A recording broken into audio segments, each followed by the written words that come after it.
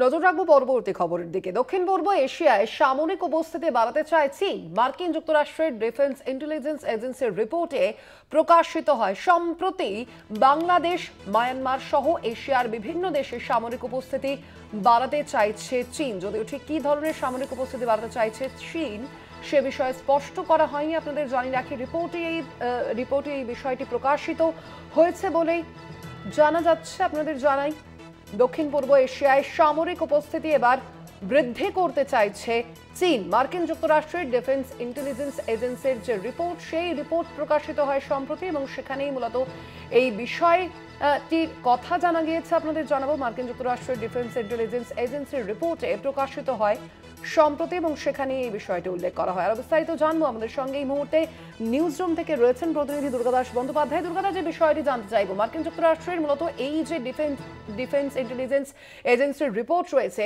সেই রিপোর্টে ঠিক কি বলা হয়েছে এই বিষয়ে?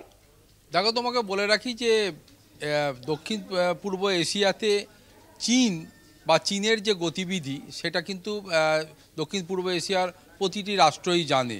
চীন বিভিন্নভাবে নিজের সেই শক্তিশালী মনোভাবকে পূরণ করার স্বার্থে এবং সবাইকে তারা মনে করে যে দাবিয়ে রাখবে এবং তারাই একমাত্র শক্তিধর দেশ হিসাবে এই এশিয়ার বুকে একমাত্র রাষ্ট্র হিসাবে উঠে আসবে এবং তারা এই এশিয়াতে নিজেদেরকে শক্তিশালী প্রমাণ করার পাশাপাশি তারা মানে যেটা নিজেদেরকে প্রমাণ করতে যায়, তারা আগামী দিনে আমেরিকার মূল প্রতিদ্বন্দ্বী। কিন্তু এই করতে গিয়ে যেটা বেরিয়ে আসছে, সম্প্রতি ওয়ার্ল্ড ওয়াইড থ্রেট অ্যাসেসমেন্ট 2025 শীর্ষক যে প্রতিবেদন, যেটা উঠে এসছে আমেরিকার ডিফেন্স ইন্টেলিজেন্স এজেন্সি বা ডিআইএ এর পক্ষ থেকে, সেখানে স্পেসিফিক কিছু কথা বলা হয়েছে। তার মধ্যে অন্যতম যে দক্ষিণ পূর্ব এশিয়ায় সামরিক উপস্থিতি বাড়াতে চায় চীন। অর্থাৎ এতদিন পর্যন্ত তারা নিজেদের দেশের মধ্যে যত সীমান্ত আছে সেখানে তাদের সামরিক গতিবিধি নিয়েই তারা ছিল। আগামী দিনে তারা প্ল্যানিং করছে যে নিজেদের সীমান্ত অতিক্রম করে আরও এক্সটেন্ডেড ওয়েতে তারা সামরিক ঘাঁটি তৈরি করবে। তারা সামরিক বেস বা বিভিন্ন দেশে বা তাদের সহযোগী দেশ হিসাবে যাদেরকে বিবেচনা করা হয়, সেখানে তাদেরকে মিলিটারি বেস তৈরি করবে। এর ফলে তাদের একটা সেই ড্রাগনের থাবা বা ড্রাগনের নিঃশ্বাস যেটাকে বলে, সেইটা তারা প্রতিষ্ঠিত করতে চায়।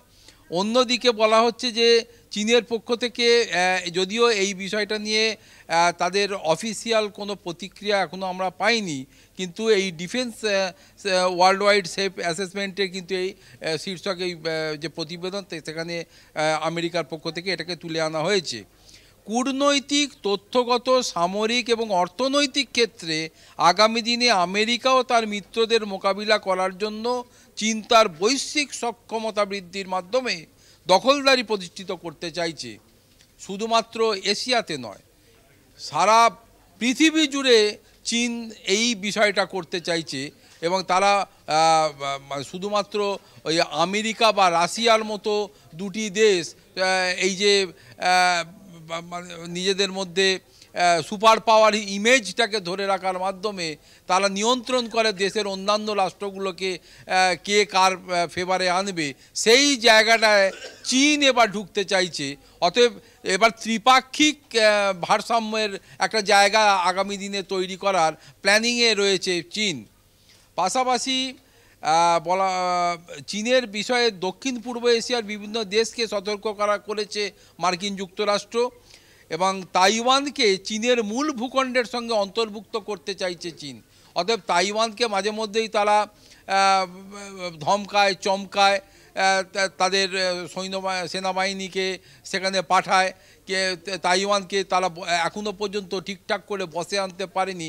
এবার শক্তি প্রয়োগ করে বা বল প্রয়োগ করে তাইওয়ানকে আর ইন্ডিপেন্ডেন্ট হিসাবে না রেখে তাদের একদম চীনের অংশ হিসাবে নিজেদের কাছে নিয়ে চলে আসতে চায়। এছাড়া আফগানিস্তান থেকে শুরু করে পাকিস্তান, ভারত, বাংলাদেশ, মায়ানমার সহ একাধিক রাষ্ট্রগুলোকে তারা টার্গেট করছে যে তা হয় সেই সমস্ত রাষ্ট্রে অথবা সেই সমস্ত রাষ্ট্রের খুব সন্নিকটে এরকম কোনো দ্বীপ বা আইল্যান্ড যেগুলোকে রয়েছে সেগুলো নিয়ে সেখানে তারা তাদের কৌশলগত সামরিক অবস্থান গড়ে তুলবে, যেখান থেকে বসে তারা সমগ্র এশিয়াটাকে মনিটরিং করতে পারে এবং সেখানে আমেরিকা থেকে শুরু করে পশ্চিমী দেশগুলোর গতিবিধি, ভারতের যে উত্থান, সামরিক শক্তি বৃদ্ধির যে বিষয়গুলো, সেখানে সামরিক সক্ষমতা বাড়াতে ভারত কী কী করছে, এই মনিটরিং করার জন্যে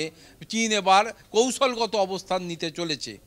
এবং প্রতিবেদনে আরও বলা হয়েছে যে এশিয়া মহাদেশের প্রথম শক্তিধর রাষ্ট্র হিসাবে প্রতিষ্ঠিত হওয়ার শুধু চেষ্টা করছে কৌশলগতভাবে তা নয়, অর্থনৈতিক উন্নয়ন এবং প্রযুক্তিগত স্বয়ংসম্পূর্ণতাও চীনের একটা অন্যতম প্রধান লক্ষ্য।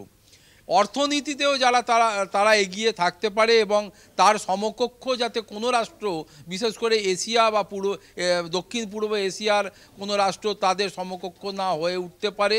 একদিকে যেমন অন্য রাষ্ট্রের ওপর বিভিন্ন প্রেসার দেওয়ার মাধ্যমে তাদের অর্থনীতিকে ভেঙে দেওয়ার একটা চেষ্টা চীন করবে, অন্যদিকে ধমকে চমকে নিজেদের অবস্থান এবং তাদের যে বাণিজ্য সেটাকে জোর জবরদস্তি করে বাড়িয়ে, এমনকি তাদের যে আর্মস অ্যান্ড অ্যামুনিশন বিক্রি, সেটা গুণগত মান যতই খারাপ হোক না কেন, ধমকে চমকে সেটাও যারা বিক্রির মাধ্যমে নিজেদের অর্থনীতিকে আরও পুষ্ট করে তুলতে পারে, আরও সমৃদ্ধশালী করে তুলতে পারে, সেই লক্ষ্যে এগোচ্ছে চীন। ফলে আগামী দিনে আমেরিকা থেকে শুরু করে উন্নয়নশীল যে সমস্ত এগিয়ে বা প্রথম শ্রেণীর যে সমস্ত রাষ্ট্রগুলো রয়েছে, তাদের কাছে কিন্তু চীন একটা আগামী দিনে থ্রেট হয়ে দাঁড়াচ্ছে, বার্তা দিতে চাইছে যে তোমরা একা নয়, এবার আমরাও বা আমিও বা আমার দেশ চীনও তোমাদের কাঁধে ঘাড়ে নিঃশ্বাস ফেলবে এবং আমরাও যেটা ঠিক করব সেটা আগামী দিনে মেনে নিতে হবে। ওই ট্রাম্প কী বলল, পুতিন কী বলল বা অন্য কে কী বলল, এটা এখন আর তারা মানবে না।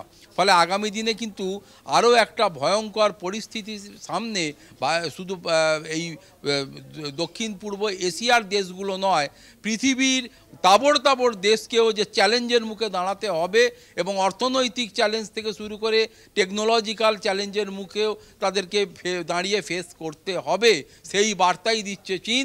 এখনই যদি এই বিষয়টা নিয়ে যথেষ্ট সতর্ক না হয় দক্ষিণ পূর্ব এশিয়া রাষ্ট্রগুলো থেকে শুরু করে আমাদের পাশ্চাত্যের রাষ্ট্রগুলো, তাহলে আগামী দিনে চীনের বারবারন্ত যে ভারত সহ সমগ্র দক্ষিণ পূর্ব এশিয়ায় একটা অস্থিরতা তৈরি করবে এবং তার অন্যতম ভাগিদার হিসাবে যে পাশ্চাত্য দেশগুলো থাকবে, এটা কিন্তু আজকের রিপোর্টে, অন্তত মার্কিন যুক্তরাষ্ট্রের এই ডিফেন্স রিপোর্টে, রিসার্চ রিপোর্টে কিন্তু এটা বেরিয়ে আসছে। ফলে এটা নিয়ে অতি সত্বর যদি ড্রাস্টিক অ্যাকশান না নেওয়া যায়, কূটনৈতিক স্তর থেকে শুরু করে সমস্ত বিষয়ে যদি চীনের ওপর প্রেসার ক্রিয়েট না করা যায়, চীন কিন্তু আগামী দিনে প্রত্যেকের কাছে একটা থ্রেট হয়ে দাঁড়াবে, এটা বলাই যায়।